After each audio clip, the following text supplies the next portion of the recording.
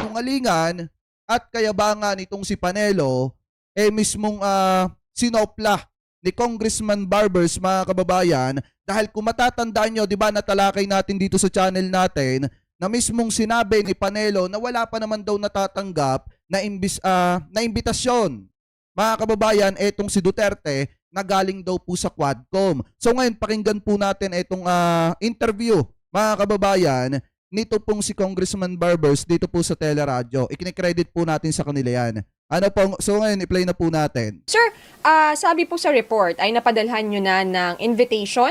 Tama po ba si former President Rodrigo Duterte sa inyong Quadcom? Pero kasi nakausap po namin last week si Attorney Salvador Panelo. Ang sabi niya ay wala pa. Haharap daw pero wala pang natatanggap. So ano po ba talaga? Napadalhan na po ba? Actually, sumasagot na nga sila sa interview. Matagal Diba? na eh. Alam na nila na meron ng invitation.